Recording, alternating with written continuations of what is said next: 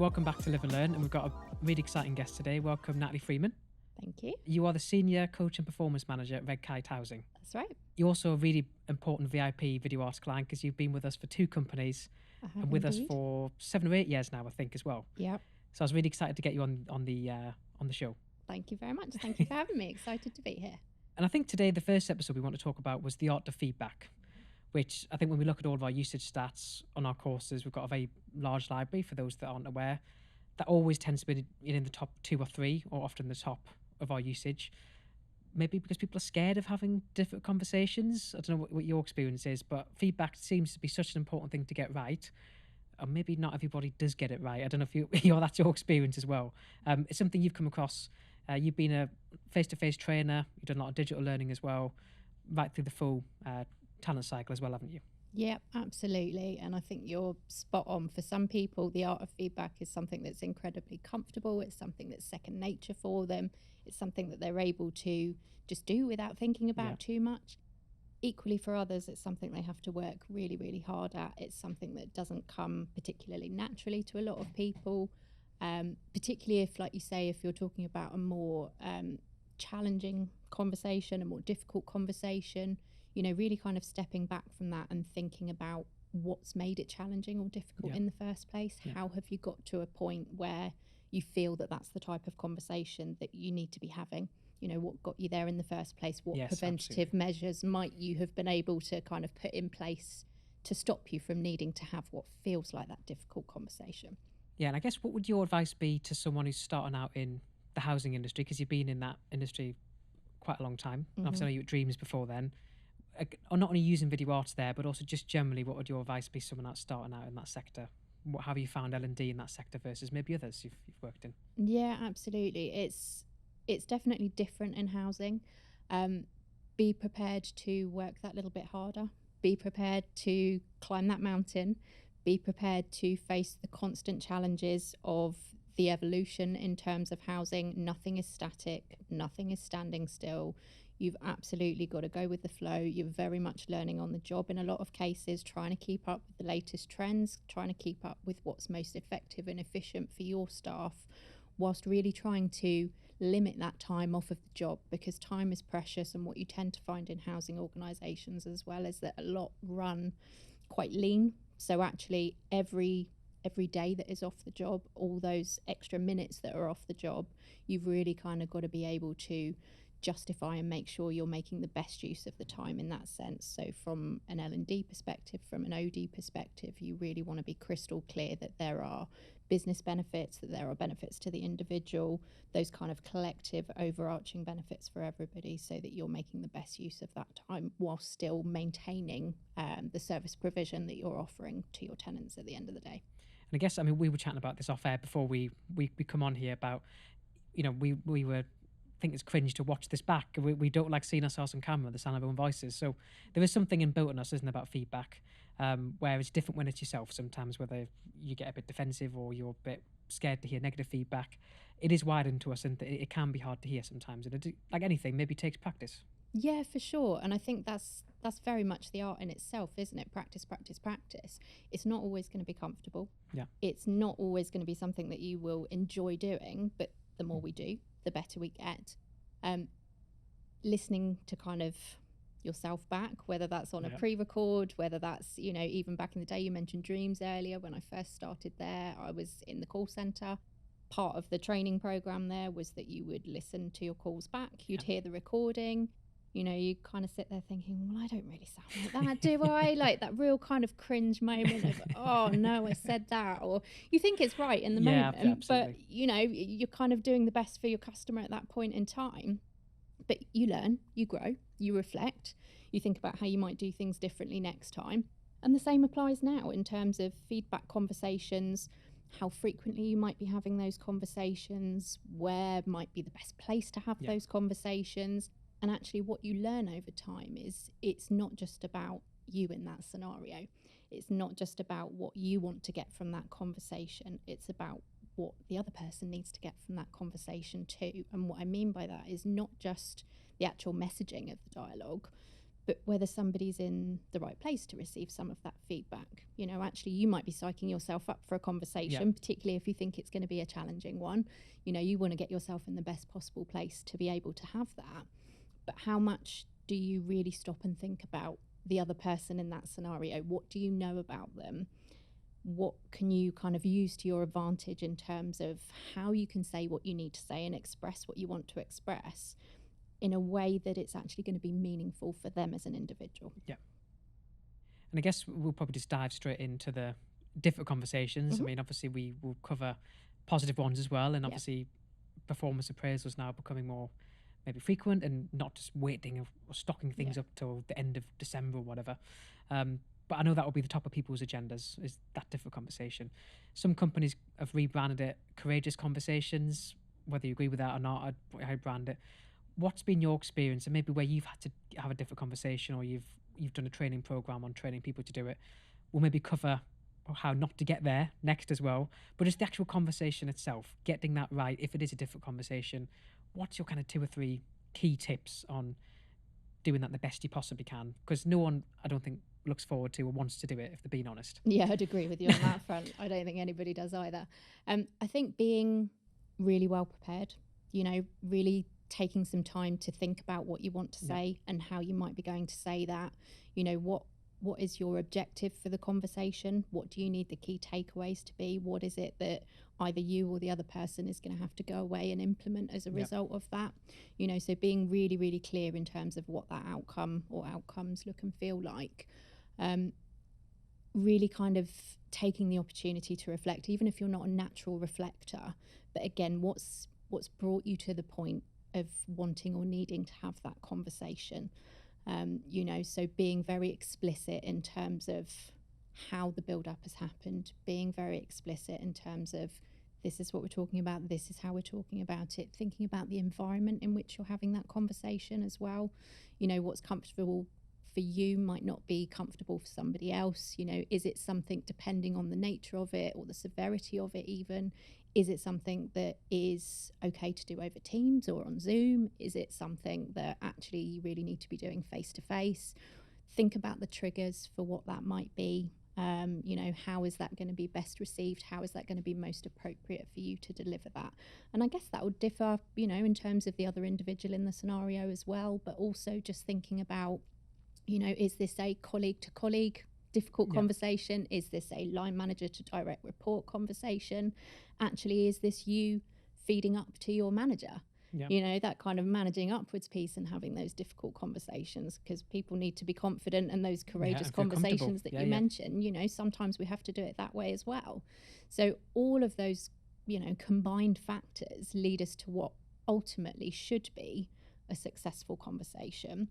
Now, when I say successful, there's no guarantee that you're going to achieve everything you wanted to achieve, because it's a two-way conversation. Or you're going to enjoy it. And they're 2 different things as well. Absolutely, very much so. And I think that's the other thing to be realistic with in terms of managing your own expectations as to what you might get out of that. You might have an ideal outcome that you're looking to achieve, but actually as part of the conversation, you might have to compromise. That might be part of the deal in terms of you both being able to move forwards from it. So really, like I said earlier, very much focusing on the fact that it's a two-way conversation. You've really got to perfect the art of listening as part of that as well. It's not just about you giving the feedback to somebody. It's about that person having the opportunity to give the feedback to you too.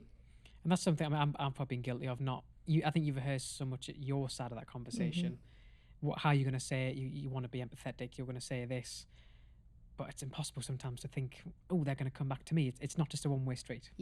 Yeah, absolutely. And I think that's something that a lot of people just don't necessarily think about as much as they could or should do. You know, it might cross your mind, or you might think you can kind of preempt how a conversation is going to go, particularly if it's somebody that you do have more frequent interactions with. But actually, sometimes they will surprise you. Sometimes it's not going to go the way that you might think it will do. And actually, with all of that kind of planning and preparation being in place, that's great. But you are still going to have to think on your feet sometimes too. And again, it's about having the confidence to be able to do that in the moment. And what would be some of the common pitfalls you've seen in your career? I'm thinking top of my head, some would be maybe people trying to chuck it in a positive conversation and hide the negative one because they don't want to dwell on it, and chucking it in between things, or having the conversation when maybe the manager's not ready or in a good place. There may be two mistakes I've seen. Is any you've got to add to that, or would you agree with those? Yeah, I do agree with those. And I think, you know, particularly now with the prominence of kind of mental health and well-being, Yeah. I think that's a biggie for me in terms of somebody being best placed to receive whatever that feedback might be. Because have you really stopped to think about what other factors might be at play for that individual? You know, what if you get to know your people really well, you'll know what normal looks like for them. And actually, I use the term normal loosely, but Yeah. you know, what normal behavior looks like for them. What does an average day look and feel like for them? What do you come to expect of them, just by what you normally see as part of their approach, their behavior, their performance, all that type of thing. So actually, when you then recognize something that's a little bit out of the ordinary for them, you know, what might you need to do differently? How might you need to adjust in that sense? And if you're not quite prepared for some of that, it actually can be quite damaging feedback as well. So it's really kind of key to make sure that they're in the best possible place and you're in the best possible place as well. Because again, you could plan, you could have something booked in, you could have got the ideal scenario, the ideal location, all that kind of stuff. But actually something could happen that's triggering for you, and you're suddenly not in the right headspace to be able to have that conversation as well as you otherwise would do. So it's about being realistic and being able to recognize that and adjust, and, you know, whether that's rebook or whatever that might be, you know, being mindful of that too. And what would you say? I mean, something that I've come across clients kind of say to us in the past is we need to have a different conversation, or whatever we label it. Um, they're worried the performance is over here, so we need these things. I also want to be empathetic or seen to be supportive, but this message needs to come across. I don't, you know, I don't want to impact their mental health, and they get themselves trapped between these two things. How can you get this art of it that's kind of firm but fair and respectful, and you know, getting that balance right? Yeah, it is a difficult one. And I'm going to come back to the same point, and I guess this kind of ties into what will no doubt later be a key takeaway as well. Getting to know your people. Yeah. I can't stress that Yeah. enough. And that's something that was a piece of advice given to me by a trainer that I worked with years ago. That's something that's really, really stuck with me. You know, as a manager, as a leader, you've really got to invest your time well in terms of getting to know them. What motivates them? Why do they engage with certain things the way in which they do? What are all the reasons for that?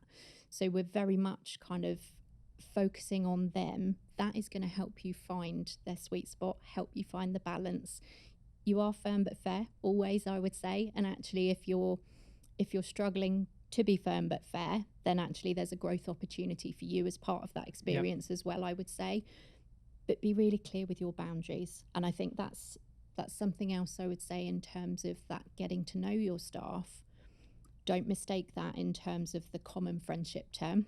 Yeah. You know, you've got your boundaries, you've got kind of different clear things. roles within that, very much so. So there's no kind of mistaking what that looks and feels like. But I think, you know, be realistic with them, let them know what those boundaries look and feel like, and better yet, empower them to help you set some of those boundaries too. Because actually, if they've been part of that process, they're really clear in terms of what the expectations are, just in the way that you are. And I guess the final thing I want to cover as well on different conversations is, I think your Red Kite's a bit like video arts. We've got hybrid working patterns. Yeah. 1 or 2 days a week in the office, you know, the rest at home. That's, for a lot of companies, has come after the pandemic. If you've got different conversations that need to take place, but there's a pressure on employers these days to make the office a fun environment. People need cajoling to come in. So you don't want to save them up. So when they come in the office, it's, oh, I'm getting negative feedback all the time I come in, and there's pressure to have a vibe in the office and maybe want to come back. But that doesn't mean there's free way not to have the conversation. But also, you don't want to make it always a case of, oh, I'm going to have negative conversations when I'm in the office. How do you get that balance? Is that a factor, or do people overthink that? I do think it's a factor. I also think you're right. I do think people can overthink it as well. It's something that we've had to work really hard at in terms of what that hybrid working looks and feels like for us. It was something that was quite alien to us initially. So, you know, for a customer first organisation and very much an office first organisation pre-pandemic, to completely change the way in which we were operating, to change the way in which we were interacting with one another, to get used to that over such a significant period of time, and to then bring that back into the office as we are now, whilst, like you rightly say, depending on the nature of roles within the organisation, there's a mix in terms of what the expectations are as to how frequently you'll feature. And I think, you run the risk in terms of rebuilding your culture or moving your culture forwards. You run the risk of limiting the interactions that people can have with each other and what those feedback opportunities might look like with one another. Because how do you create those very organic water cooler moments with people that you don't naturally see as part of that routine? Yeah, absolutely. And I think we got into the habit of having to go out of our way to have some of those conversations previously, and now we're kind of trying to work our way through and figure out, well, how do we make some of that happen when some people are back in that position and are just bumping into each other in the office and, oh, actually, can I just have 5 minutes with you because I've seen you and it's prompted me to think about a conversation that I need to have with you, versus actually somebody else who is in less frequently, who you maybe don't have quite so much to do with, your paths don't naturally cross in the same way, but you've got to go out of your way still to have that conversation and make it a reality. So I think there's lots of different factors at play with all of that, and it is a challenge. It's not an easy one, so it's something we're still working through as an organisation, and I'm sure lots of others are finding the same thing too. And let's move the dial into the positive realm. Positive conversations, not always negative. We had an episode with Dr. Hazel Harrison, who is the SME behind our mental health series, where she talked about, I think it's 9-1 is the ratio of people remembering positive versus negative feedback. People tend to cling to the negative things. How important is the role, with all the context we've talked about, negative conversations and hybrid working, that positive feedback is done really well, and the frequency of that, and that is an art in itself? It really is, and I think that's such a huge part of the challenge in terms of how do you make positive feedback meaningful? Because we're all human. We all need positive feedback, whether we want to admit that or not. It's more or less comfortable for some people. For me personally, I've always struggled with positive feedback, and that's not just a workplace thing, that's a life thing. To receive or give positive. To receive positive feedback is just one of those things that I don't know what it does to me, but it just makes me really uncomfortable. And even if somebody pays me like the tiniest compliment of, oh, nice dress today or whatever, I feel the need to justify it. Like, well, here's where I bought it and here's what I did with it and here's why I did that. Well, just said thank you. It's just so awkward. And for years, I've been trying to learn the art of just saying thank you. And sometimes I do it, and I do it quite successfully. And other times, you just get all the waffle that comes out alongside it. So it's not always comfortable on that front either. We talk so much about people being uncomfortable with difficult conversations or challenging conversations, but actually that praise element can be quite difficult too.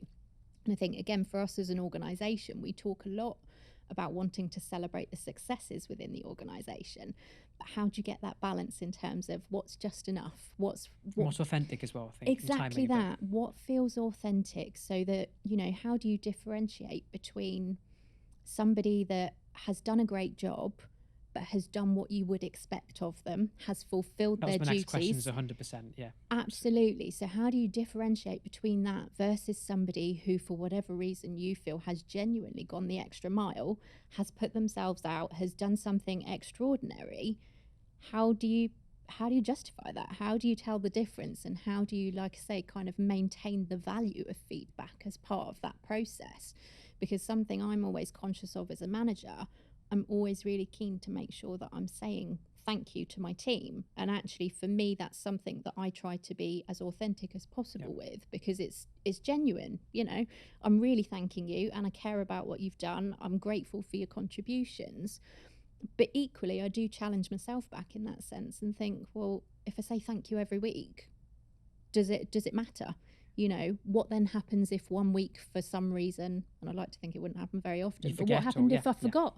What happens if it was a bad job this week? Or, absolutely. So how do you, again, thinking about the other person or the other people as part of those conversations, what's the impact of your action of having done something regularly and then 1 week you just don't happen to do it?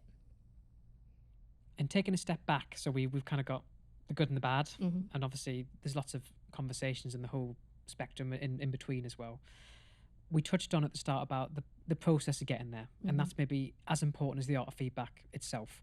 What would be a few of your tips in terms of to make sure that feedback, when it's positive, is received well. Maybe the process has been followed, or negative, to avoid getting there. Yeah. So really, like I said earlier, getting to know your people. And I'm going to keep saying getting to know your people, even if you try and edit it out, which you will, I'm sure.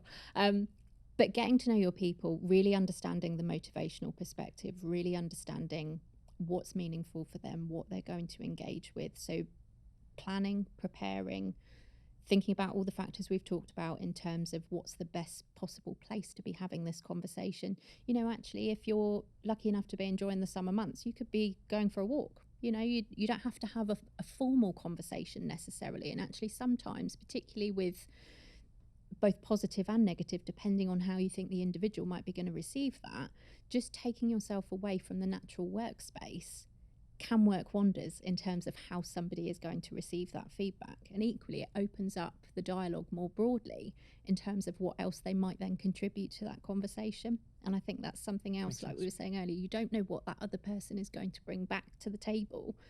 And actually, if you take them out of the average environment, the normal environment for them, you might just get that little nugget that you otherwise wouldn't have got.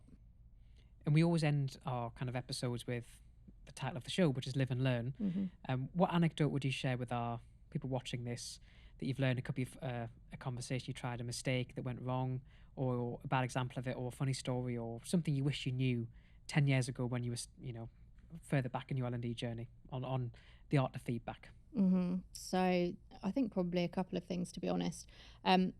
One is being open to receiving feedback, not getting defensive about what that might look or feel like. If somebody's taking the time to give you that feedback, take it the way in which it's hopefully intended, in terms of, it's going to sound really cheesy, but feedback's a gift. Treasure that opportunity, the fact that somebody took the time to share that with you. You don't always have to agree with the feedback, but be open to the possibility of what that might be. Think of it as a moment for growth, a moment for development, that opportunity to reflect in terms of what you might do differently next time if you were faced with a similar situation. Perfect. Well, Natalie, thank you so much for joining us. Thank you for having me. Hopefully everyone feels a bit more comfortable with their conversations after this. I know I certainly will. And I really appreciate you taking the time to share your expertise. You're welcome. Thank you very much.